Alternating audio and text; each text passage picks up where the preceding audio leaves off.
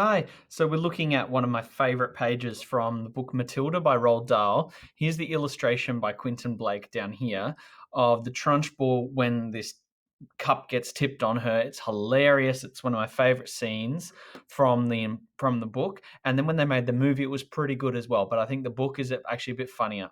Here's the text that I copied down. Okay. Who did it? She roared. Come on, own up. Step forward. You won't escape this time. Who's responsible for this dirty job? Who pushed over this glass? Nobody answered. The whole room remained as silent as a tomb. Matilda, she roared. It was you. I know it was you. That's the way that teachers read your work sometimes. That's the way that parents read your work sometimes. That's the way that other kids read your work sometimes because you do not use the power of punctuation. Now, punctuation will make the person read it and understand it exactly the way it's happening in your head. So it's very important that you use punctuation so that the person who's reading it has the same picture or the same story in their head. Okay, now let's read this again. Who did it? She roared. So I can tell there's a voice here. So I'm going to use talking marks. Who did it? Exclamation mark, do you think? Who did it? She roared. Well, I think a question mark and an exclamation mark. She roared. And then somebody starts talking again. So I'm going to go comma, whoops, open talking marks, uppercase. Come on, own up. No, I think two phrases. Come on.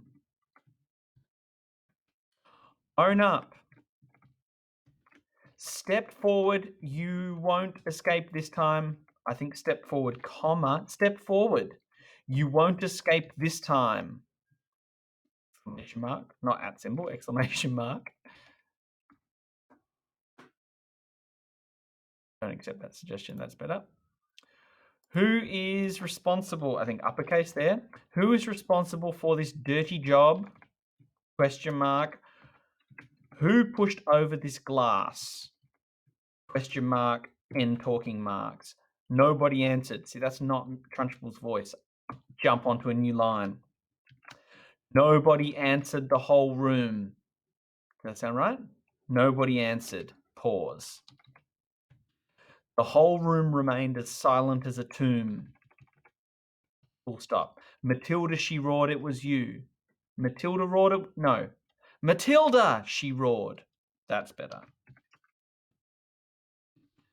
Matilda! Exclamation mark. She roared.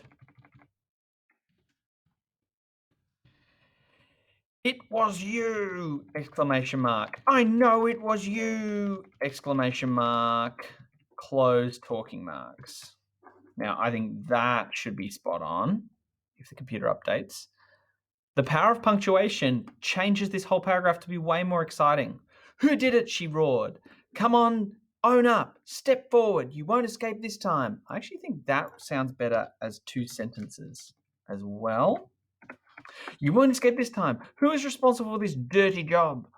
Who pushed over this glass? Nobody answered. The whole room remained as silent as a tomb. New paragraph for this bit too, I think. Matilda, she roared. It was you. I know it was you. Let's check Roald Dahl's. Who did it? She roared. Come on, own up. Step forward. You won't escape this time. Who is responsible for this dirty job?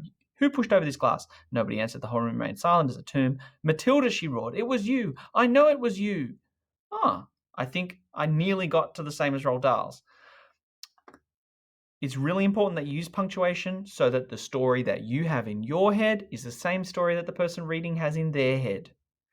Make sure that you use punctuation the way that you want it to be read. So read it out loud, make sure that sounds really clear. Remember, punctuation is powerful if you use it. So use it today.